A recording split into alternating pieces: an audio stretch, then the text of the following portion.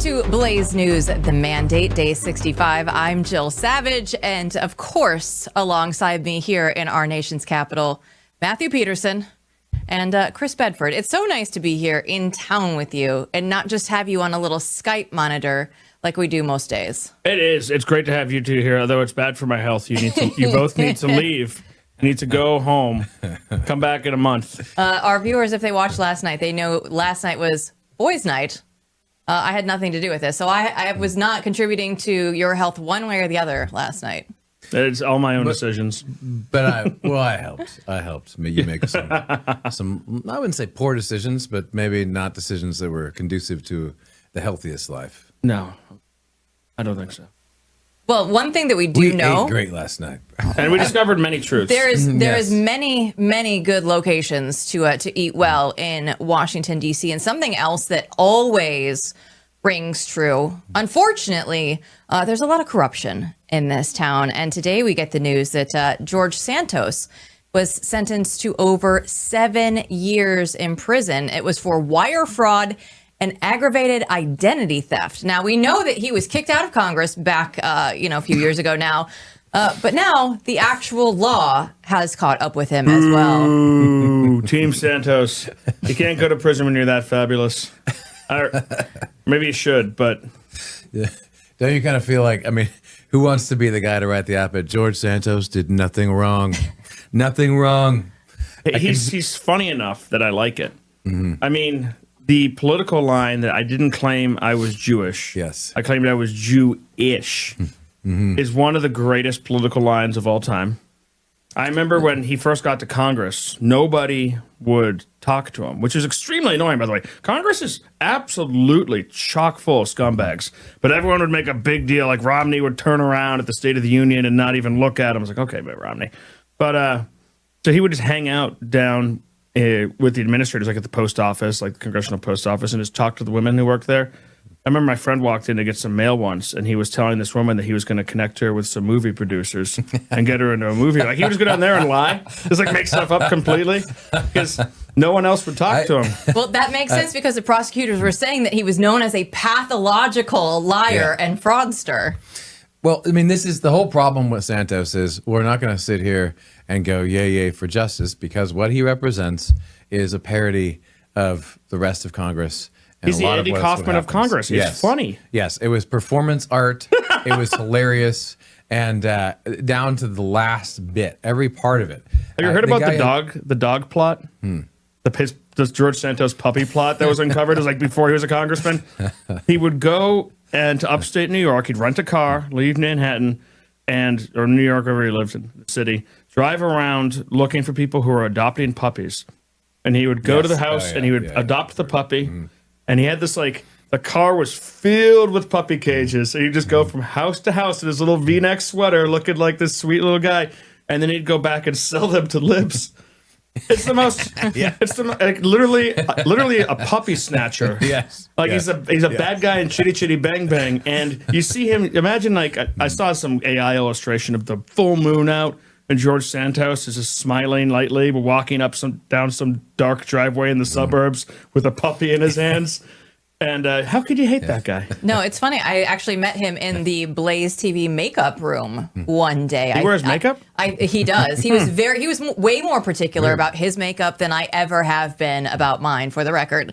And I think it's funny. I think he was going on James Polis's show, 0 Hour. But to just be there and interact with him, I'm like, you are a parody of a person almost, but yet here you are in real life in the flesh. Well, he helped out Blaze, actually, we must say, with the documentary Blaze Originals that Blaze made about corruption in Congress. But he was actually helping show the audience how members become wealthy through investments. And, he was in that episode. He does an interview with James there where he says some absolutely outrageous and hilarious things. And again, if this was 20 years ago, if this was 30 years ago, maybe even if it was less, maybe it was like 8 years ago, right? People would say, oh, this is just disgraceful behavior. It's silly. It doesn't make any sense.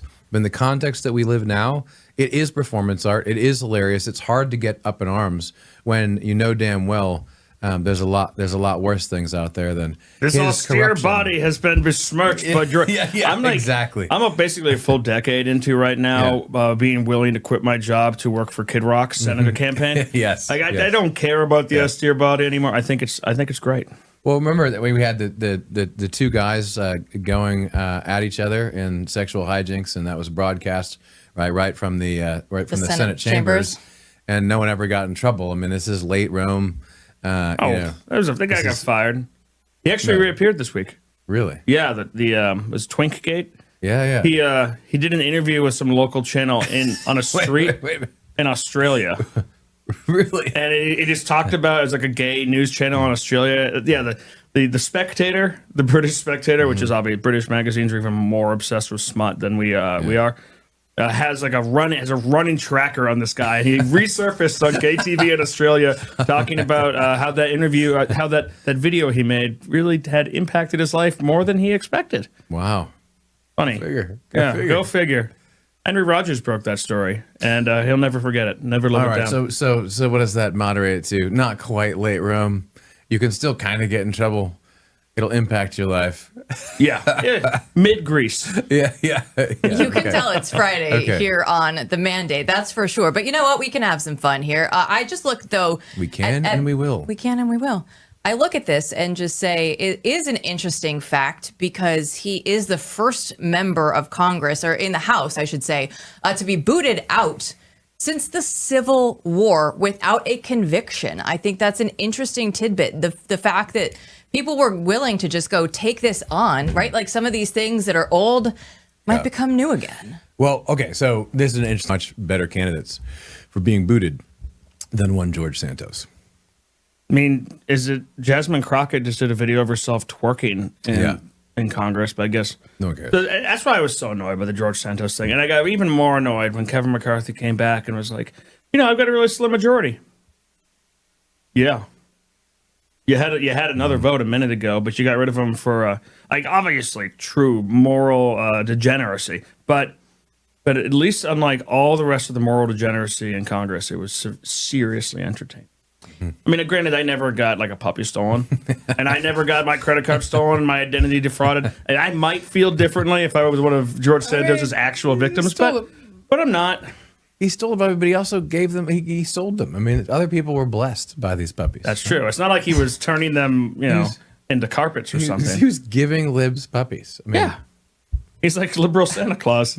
Are you pro kicking members of the House out without having any convictions, or do you think that there needs to be some more due process to I think there needs to be more due process for members of Congress, or that you need to kick people out of Congress. If it's kind of like if the bar was not captured by the left, then I would be more in favor of it taking away the right to practice from lawyers who had really besmirched the integrity and the reputation of their trade. And I would feel the same thing about Congress. But since these things have been weaponized and they haven't been used for anything that wasn't stupid in a very long time, and they've only go one way, I generally it's either get rid of the power or turn it around and use it on people like Jasmine Crockett. And then once you do that, then it's kind of just the whole reason for it falls apart. It's just who's in charge. Yeah, it feels as if the institution would have to evolve to the point where it actually had standards again. In order for that to happen, I would be pettier though. Like I would do petty. It can't be petty enough. Like maybe make it illegal to wear masks in the Capitol. You can't wear masks. I'm the Speaker of the House now. Take away Nancy Pelosi's office. Yeah, just take it away.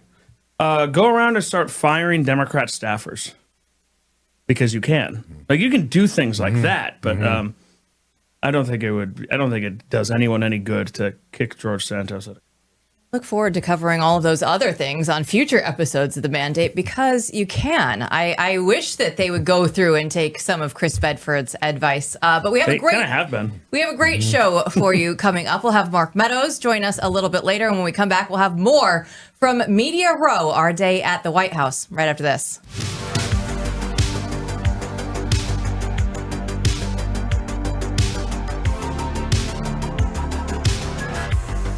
Well, it's all about making America healthy right now. We know MAHA is all the rage, but when you go to the grocery store, that most of the meat that you get there, it's actually imported from overseas. Even if it says product of the USA on it, it can still be meat that's shipped in from overseas. But that's why I go and shop at goodranchers.com, because you know exactly what you're getting, and it's just meat. It's going to be born, raised, and harvested right here in the United States. It's not going to have any of the antibiotics, the fillers, the seed oils that nobody wants in their food anyway. But right now you can spring into action.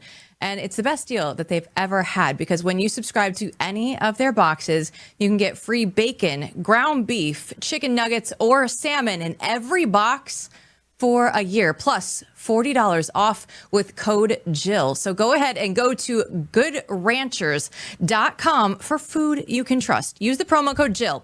Good Ranchers, American meat delivered. Matt Peterson had a chance to sit down with May Mailman. She's the deputy assistant to the president and senior policy strategist for the White House. They go through DEI at Harvard and talk about Trump's fight against wokeness. Take a look. So, May Mailman, we have to ask right away, senior policy strategist, what does that entail? All right, so I work for Stephen Miller. He is the Deputy Chief of Staff for Policy, and I'm his deputy. So together, Stephen's the ideas guy, and he has a great relationship with the president. And so they have a lot of policies that they've known that they've wanted to work on for 4 years, 8 years. And then I'm trying to be the one who makes it happen. So during transition, it was helping write a lot of executive orders. And then right now, there is some bottom-up policy happening. Hey, what should we do about our drones policy? What should we do about seabed mining? What should we do about accreditation? And so I'm trying to make sure that those policies align with what the president wants, that they're legal, that all of our good ideas are getting there. So it's just policy wrangling. You represent to me, in many ways, the promise of this administration, because you've already been through it. You are here again. You just said the policies we've been thinking about for years. And so talk to me a little bit about that, the difference between this time and last time. Yeah, so the similarities, I would say, is the president, who has the same amount of energy, you know, continues to receive ideas, think them through. He likes to talk to his advisors. But the difference, I think, is there's a real clear direction. During the first time, you had a group of people who had been at the RNC for a while. They came in with Reince Priebus. There was a group of people who were campaign, who were pretty new to politics. There was a group of people who came in with their friends. And it was just hard to try and figure out a direction. Now, there's such a thing as Trump's people. There's the MAGA movement. And there aren't factions. Everybody came together. And I just think it's, yes, easier to get things done, but there's just a clearer vision. We all know what we're working on, and it's just, how can we make this strong? How can we make this clear? How can we message it? We're worrying about smaller things and not bigger things of where's the bathroom? Like, how do we run this place? What are we doing? Right. So what are the biggest challenges this time around? The biggest challenges, I would say some of the big ideas are just difficult. So, for example, let's just take energy. Energy, we can turn energy completely 100% on, and we already have. Biden issued no LNG permits. We've already issued 4 export permits. And so what we're trying to do now is say, how can we cement this to be lasting? So we're spending a lot of time thinking, well, last time we did a lot of great things, but then Biden turned it all off. We don't want that to happen again. So the challenges are long-term focused.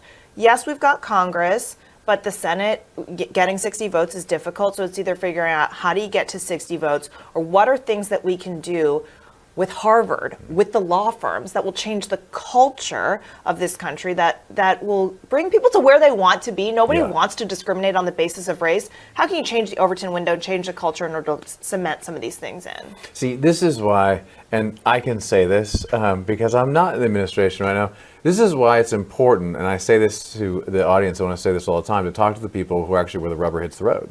Because what you're describing is, how do we actually do the things that everyone out there wants you and the administration to do? So if we take one example, or the first one, let's take the juicy example of Harvard. Everyone loves to hate Harvard, and for good reason. So talk to us a little bit about what's been going on there. Yeah, so Harvard was issued a list of very reasonable demands, like stop discriminating against your students. Yes, stop anti-Semitism. Don't let your students get beat up, right? Let them get to class. But longer term themes, because anti-Semitism is a symptom. It shows that there's a problem, but it is not itself the disease, right? If you treat white people as hierarchically worse than other people, that will result in anti-Semitism. So the things that we're asking them to do are actually what the Supreme Court has asked them to do, and Harvard decided to say, get lost. But having a bad relationship with the federal government, Harvard has quickly realized, is not a good idea. The federal government gives you things. That's all it does. It just gives you things. How did they come to that realization? I know. And, you take those things. You don't have to. If they would like to not take any money, they don't have to. But you take them with strings attached, and these are discretionary grants. And so if we want to say, if you're going to do this, you're going to follow the law, first of all, but also you're going to shape up. You're going to become the world-class institution that you claim to be. And so I actually think that having that realization that they accept cultural change, that they would like to do that, only the very far radical, this is what we've seen also with the law firms. The radical left of the associate class wants to be crazy and use law firms as like ways to end America. But most people don't, and I feel the same way with Harvard too. So it's just getting people to basically say it out loud. Yeah, but this is, it's so key, it's so vital, it's so important. It's something that hasn't happened before to this extent in my entire life. And that is, you're making them do this in a way, by forcing them to make decisions like grown adults about these things by saying these funds are in fact discretionary. This is taxpayer money and you don't just have a right to take it. I mean, so the response, just to see that happen, I know this. So many people in the audience are just so happy to see these things finally happen. But they're all not over. None of it's over. It's just begun. So like with Harvard, what do you think happens next? Do you think that they're going to move in a sensible direction? I think Harvard, like all the other universities who kind of have Harvard policies, discriminatory, violent policies, anti-free speech policies, these are universities that are going to have to choose. And I think you're going to see a Columbia-style path and a Harvard-style path. And Columbia also has the same problems Harvard does on campus. But Columbia has decided that they want to make changes. Now, there's been no agreement finalized yet, and we still need to see what that looks like. But I think ultimately it's going to be a very clear choice. Do the right thing, do well by your students, and continue to have access to research money and other benefits, or don't, and don't. It seems to make a lot of sense. I love it.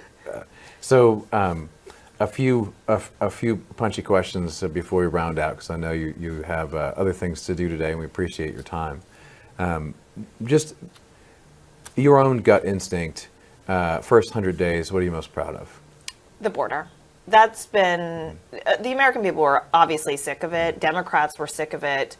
So I would say that. But the second thing, because that's so obvious, I think there really is a culture shift. I almost hate the word DEI because nobody knows what it means. But I would say you've seen companies change their policies to no longer discriminate in the government. Every single office that is responsible for discriminating is closed. It's gone. Those people have been let go.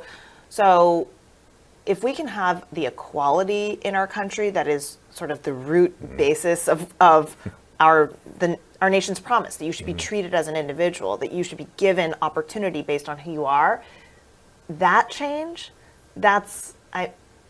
what more could you ask for? And I think that cultural change is something that we've really seen shifted from the government and externally. To do business with the government, to be a contractor, you can't discriminate against people. And you're going to start seeing that more and more and more.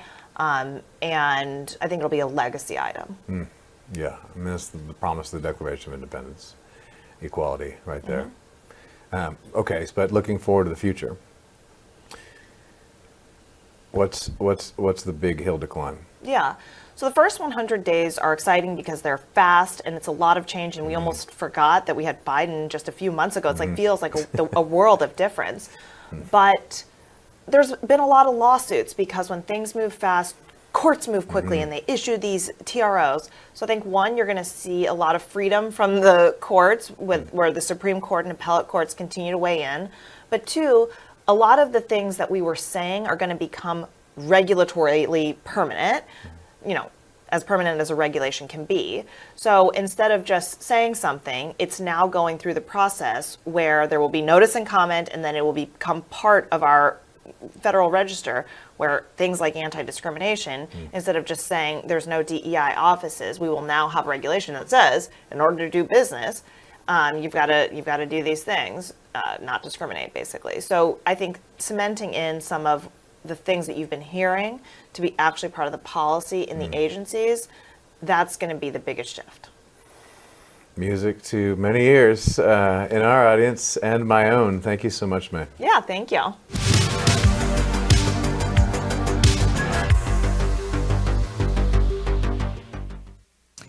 Well, we're getting that time of year where graduations are going to be rolling around, and you might have somebody that is going to be looking for college in your life. And we all know that college is a major investment. So it's important for you to go through and do your homework. But ChristianCollegeGuide.com can help. They have an online directory of over 250 Christian colleges. You're going to get the normal stuff that you get elsewhere, the acceptance rates, all the tuition costs. It's very important, all the academic majors out there. But you're also going to get something that's unique from ChristianCollegeGuide.com. You're going to be able to look at a school's faith traditions and what really makes it stand out spiritually as well.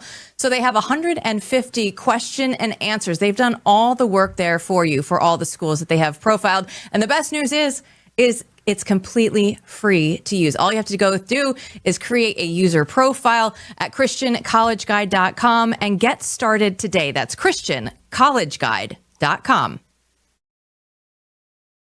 Matt had a chance to sit down with Mark Meadows earlier. He is the senior partner with Conservative Partnership Institute, and he also was Donald Trump's chief of staff at the White House in the first administration. And they go over Donald Trump's first 100 days and how the culture is changing and what they need to do to fix Congress. Take a look. So we came, you might know, Mark, we came to Washington, D.C. this week because of the first 100 days and part of several different events going on throughout the city. And I have to say, one thing that really blows me away, and maybe this is just because I have selected, the best friends, but I feel like when I come to Washington now, it's like a magical place again. And oh, it is. You're right. You're right. It's totally different. And so, talk to us about that, about how everyone's talking about the first 100 days, and I want to get to that. But the first 100 days, it feels like there's a cultural change that's very real in Washington, D.C. Well, it's not only a change that's actually in Washington, D.C., but we're feeling it around the country. I was just in Florida a few days ago, meeting with some members of Congress down there during their work period while they've been off for Easter, and it's actually changed. But you mentioned the very fact that Washington, D.C. is different. They're hopeful that once again that not only the Oval Office is directing things, but sanity is starting to return. Here's the fascinating thing, and you felt it while you were in D.C. I get to hear it and see it on a regular basis. But what all of a sudden is what has been the status quo for the last 4 years under the Biden administration is being challenged. Now, we're seeing pushback from activist judges and district court judges across the country. But really what we're also seeing is a very tenacious spirit from the Oval Office and from the White House, and in particular, President Trump, who's not willing to take no for an answer. And so it's giving a lot of us, certainly a lot of conservatives, not only a full embrace of what's happening, but it's also what it's doing to the Democrats. The other thing that we're seeing is Democrats embracing MS-13 gang members. They're embracing voting for illegal aliens. 208 Democrats voted to actually support illegal aliens voting, or at least that you don't have to be a U.S. citizen. And they're taking that as normal. So the difference between what we're seeing and what we're hearing in Washington, D.C. couldn't be more remarkable. I've not seen anything like it in the last 15 to 20 years. This really is amazing. What about the conservative movement as a whole, or the movement on the right as a whole? Since the victory in November, since this, I mean, I sense there's a lot of change there too. You're in the midst of this. What's happened? What has it done for the movement? Well, I think the movement is more unified than it's ever been, and even people like you and I, who maybe saw a particular issue that we would be a little bit more conservative on a particular issue than maybe some of our colleagues, we're all of a sudden starting to see that the unification, getting behind President Trump and the agenda, is not only something that's being applauded, but it's being rewarded. Now, I'm not talking about rewarded politically. I'm talking about being rewarded by our colleagues. So we can be traveling. I was having a meeting with some conservatives from California the other day. And yes, there are many California conservatives, but having a meeting with them, and they said that they're hopeful for the first time. They're having to operate under Governor Newsom out there, but they're hopeful for the first time that actually he's having to tack a little bit more to the center. So we're unified in terms of our movement. They tried to marginalize the whole MAGA movement. The Democrats, Hakeem Jeffries and others, have tried to do that for a long time, but it's not working. And what we're finding are people on Main Street, the hardworking moms and dads, aunts and uncles. Those are the kind of people that are actually maybe not wearing a red hat with 4 words on it, but they're certainly embracing it. And the red hats are coming out, not just in the deep red ruby states, but also in states like California and in New England. Well, as someone who was one of those California conservatives for a while, that is very good to hear. I wish them well. I will help them from Texas. I will help them as much as I can. So let's go into that too, because that's another thing that, outside of the actual mandate, in Washington, D.C., that's changed. And here, I'm very curious as to your thoughts, because to say Congress is broken is broken. Talking about how it's broken is broken. We know that Congress is broken. Now, I would hope that given what we're seeing now, forget Congress as it exists now, that we're going to see something interesting happening when it comes to primaries, when it comes to the electoral map throughout the country, given the kind of changes you're seeing. In other words, are these changes culturally throughout the country, are they going to help the electoral map and actually help us fix Congress? Do you see signs of hope? I do see, so those are 2 separate questions, but let's hit both of them. In terms of the electoral map and the midterms, I do see it changing.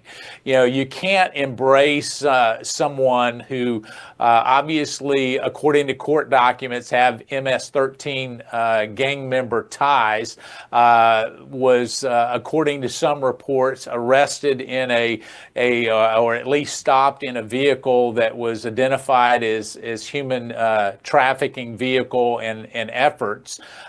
You can't embrace that, spend taxpayer money and go down and not expect it to have an effect at the polls. So even the most leftists, and I would like to say the lunatic left kind of ideas are actually playing out in some of those districts, whether they be in California or New York.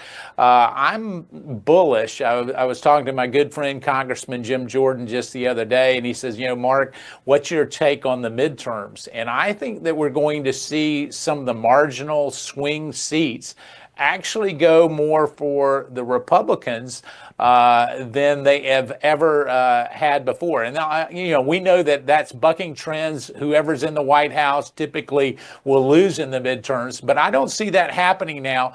primarily because the American people do believe that Congress is broken, and that there's one person trying to fix it, and he happens to reside at an address down the street from Capitol Hill and have an office that doesn't have any square sides.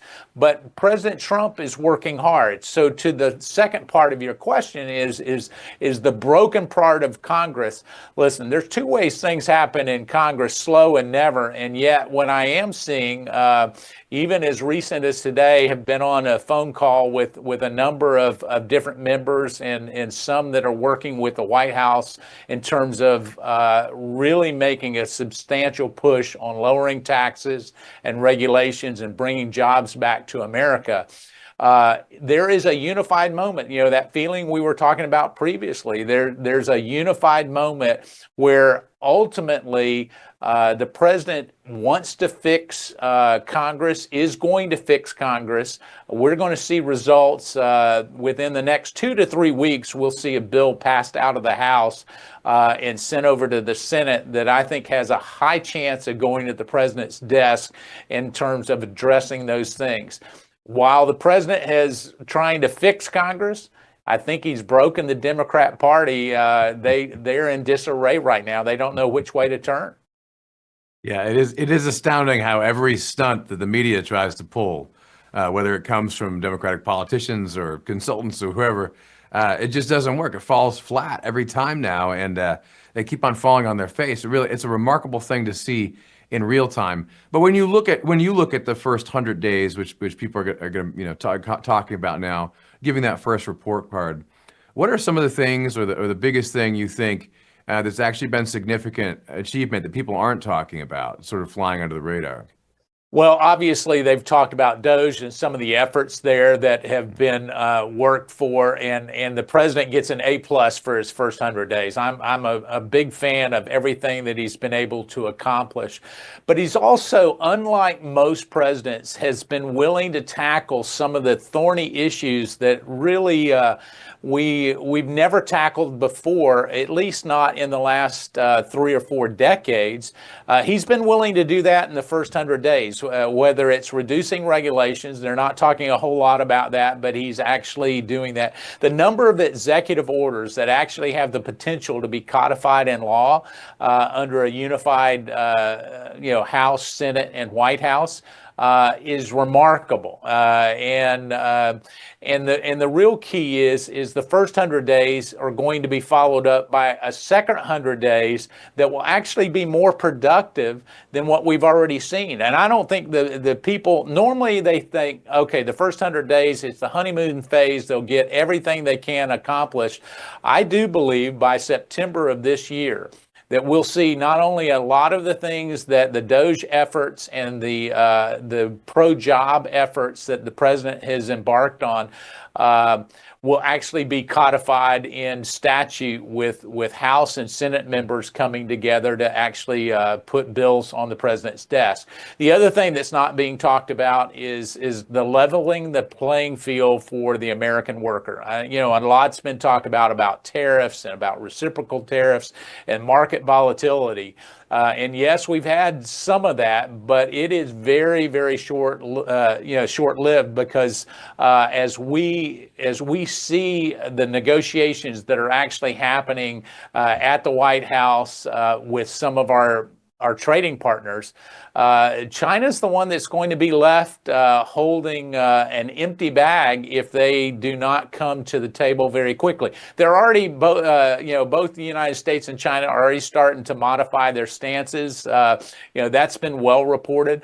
But what hasn't been reported as much is the actual progress being made with a number of other top 10 economic powers on the globe in terms of actually making it fair for the American worker. That never happened in the first Trump administration, even though that was a desire. So the president having a good team around him to actually get that done is something that should be applauded.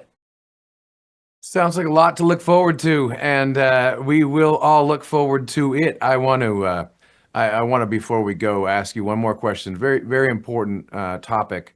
Near and dear to my heart and that of many in the audience, and that's lawfare. you yourself have been involved and perhaps still are, right, in this issue. So we can't just forget what happened, and for many people, they're still struggling with it. I think of John Eastman, I think of yourself, and many others. So where is all that at? You people who were attacked because of their political beliefs using the force of law? Obviously, a lot of that's still going on at the state level, and you're right. John Eastman and I are still defendants in a number of cases, and that continues to go on. Listen, it's caused me to pray a lot more, be on my knees a lot more, and trust the good Lord for the results. That being said, I think the rule of law, Lady Justice should have a blindfold, and people that actually serve their country shouldn't have to worry about who's in the White House in terms of justice and the carrying it out.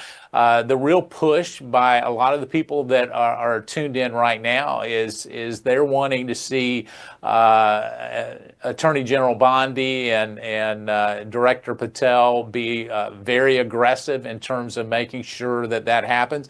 And I can tell you that they're working very closely to make sure that the rule of law is upheld. But yet, what we also need to understand is the weaponization of the justice system doesn't just stop with DOJ and FBI. That I think, and I think they're making great progress. It's now with activist judges, and so what we have to do, and I can tell you that Congress is looking at it very closely, is to say, listen, you're not elected President of the United States. In fact, you're not even elected. You were appointed, and it's time that we give the power back to our elected officials. I can tell you that real work's being done for a lot that have tuned in right now. They say it's not going fast enough, but it's an overwhelming Herculean task to right the ship, and I think that we're on the right course. Mark Meadows, thank you. Great to be with you. Take care. God bless.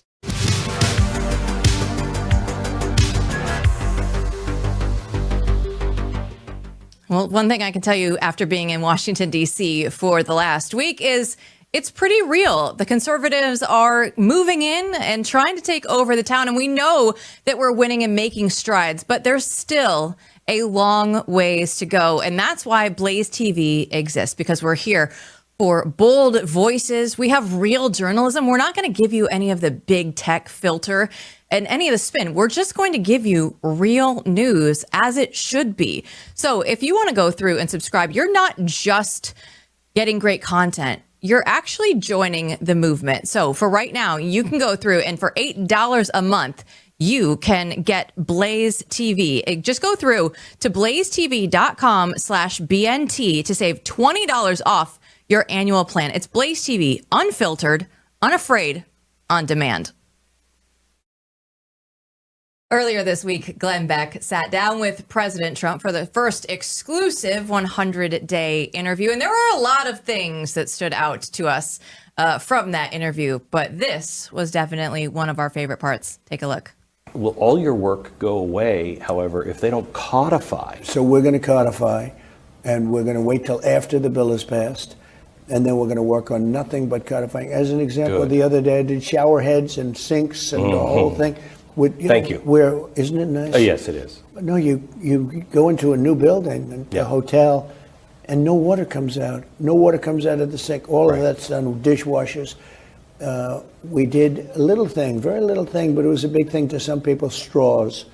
We are now making, again, straws that are plastic straws as opposed to paper that melts in your mouth. Yeah. And so many different things. It's been really amazing. Donald Trump is a man of the people, going through and getting rid of paper straws in favor of plastic straws, just making America great once again. Also, I love that he was talking about the shower head pressure. Like, hey, everybody, you can have a nice shower again. You're welcome. But the biggest thing, you guys, is that he actually needs to make sure that Congress codifies these into law. Yeah, I mean, I love that he obviously has internalized that and cares about it and knows that it needs to happen. But as we all know, and we talk about on this show, Congress is a work in progress. I will say about the shower heads, there was a friend called the other day and said, hey, you need to find a company out there that actually starts advertising, right? We are the shower heads that Trump talks about, making shower heads great again. And some companies should be advertising on the basis of all this, which I think is a great idea. Because otherwise you have to buy antiques. You have to buy, yes, not just, you don't just have to buy old furniture in order to get real furniture. You have to buy old washing machines and old dishwashers. And wives of the country actually don't like this because they don't want old stuff. And men are like, this could clean a pot. This is amazing. So I remember one of the things that kind of water pressure that can clean a pot. Can you believe it? Like you don't have to scrub all Make washing the dishes great again. I didn't realize the water pressure was bad because of this. And I realized a lot of other things. I remember in like 2011 when I realized that the reason why dishwashers didn't really wash dishes anymore, the reason why the toilets didn't seem to flush anymore, the reason why the washing machine and the dryer had to be run 3 times was not actually some decline of human civilization. It was the conscious actions of, not the legislature, of Barack Obama's administration. They did all of that, and they did it to us.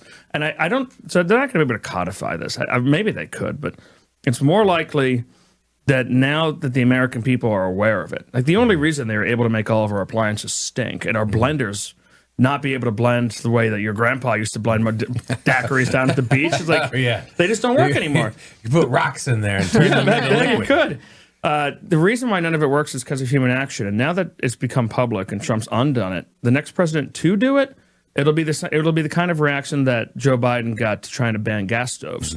People aren't asleep at the wheel anymore, just not noticing these little changes. They're paying attention, and they'll be outraged.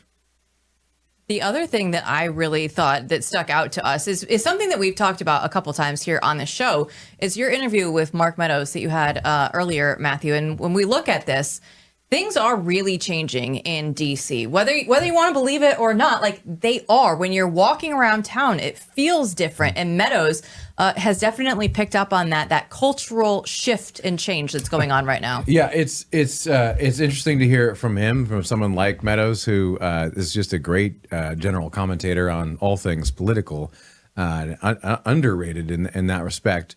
And his sense of it was very hopeful, was very positive. And that was really remarkable. I mean, he was going through a lot of different examples, both when it comes to the administration and the next 100 days and what's potentially possible, the engine that's been revved up that we haven't even seen the beginning of, when he's talking about the culture on the right and what's gone on with that movement, which is now, he would argue, more unified than he's ever seen it. Which I think is true, like, despite differences, right? Everyone's marching at least in the same direction. So that kind of thing is great to hear, because it confirms the sort of thing that we're all thinking. But it was great. It's great when someone like Mark Meadows lays it out. And we have right-wing hipsters now. I see the youth. Yes, we do. I see the youth hanging out at Butterworth's. It's like 23-year-olds with tattoos who look like they would be at a left-wing cafe in Brooklyn any day. They totally make sense. Or on the left bank of the in Paris, but they're here and they're probably around where I am politically. I didn't speak to any of them, but you just get that feeling. They're choosing to work at the conservative place here in town. Yeah, the Trumpy place where Steve Bannon throws his parties once a week. I mean, it's a cultural shift amongst the youth. It's a cultural shift amongst the corporations. It's a cultural shift amongst the comedians who are kind of the leaders on this. It's wild. It's across the board. I love conversations that we've had before where you're like, hey, by the way, everybody, you're welcome. I've spent the last 20 or so years trying to build on all of this. And now you can all just come in and enjoy it. You can all just come in right now and enjoy it. So I was thinking about this. Labor of Chris Bedford. When we got to D.C. in the DC scene around 2008, 2009, 10, it was just bars. People would just go to bars after kickball and softball, and it was fine. Like Heritage versus Cato. That was like that social scene. It's super lame.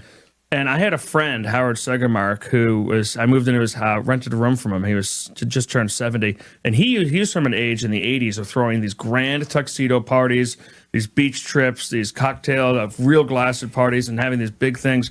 So we started doing that. We started telling men to wear ties to our parties, and which made all the girls dress up, which ended up creating this big social scene with all these good foods. We realized if you went to the Russian store an hour outside of DC, you could buy caviar for pennies on the dollar. That we could do these like wild kind of events with smoking inside, and introduced a social scene to DC that had not existed on the American right since the Georgetown set was passing away. And now I see it on the cover of New York Magazine. Now I'm retired. Now I got to go home. I got a baby at home. I got a wife. I got a kid. I'm looking at these kids thinking, you're running because we walked. We built those roads. But now I'm just the old timer sitting on the sidelines. Matt, I look back to conversations that we had earlier in the week. People were saying, oh, if you're a conservative, should you actually be moving into Washington, D.C. or not? But if you don't move in right now, aren't we just ceding the ground to the libs forever? If this isn't the time, then when? Yeah, so every other coastal city, right, over the last 4 or 5 years has had lots of people who lean right thinking, I got to get the hell out of here because the gulags are coming and everyone's being oppressed in real ways.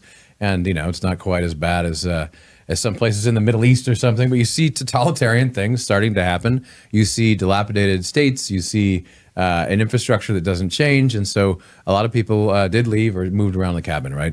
The exception to all of this right now is Washington, D.C. And I would argue it's for the reasons that Chris is talking about more than anything else. This is now, it's not only the seat of power, you have people who are committed to using that power to really save America. And so it's a historic moment for the entire country. And you have a lot of people upon, whose work everything depends. But then you also have with that this kind of cultural resurgence that to me is the most interesting part of all of it. You really do have a lot of interesting young people coming together, and there's an edge to it because it is dissidence. It is rebellion against the major institutions in the country for real. And there's something sexy about it. There's something searching for beautiful, true and good things in it, and that is really remarkable to me. And I think what we're going to see is very, very interesting because here the political led we won, everyone came, and now you see this cultural resurgence of stuff flowing through Washington D.C. of all places. But move to Alexandria. Young people go to Old Town. Families go to parts of Alexandria outside of it. We need a free Alexandria project like they did with New Hampshire. Bedford, are you willing to open your city to more conservatives? Absolutely. And there's no reason why Virginia should be as blue as it is at all. And I need enough members to really be able to justify starting that private club. Let's go ahead and, private clubs, they're fun and all, but let's go ahead and get all the conservatives here because if Bedford's willing to take you, it's going to be a fun time. Thanks for watching the show, everybody. We'll see you back here next week.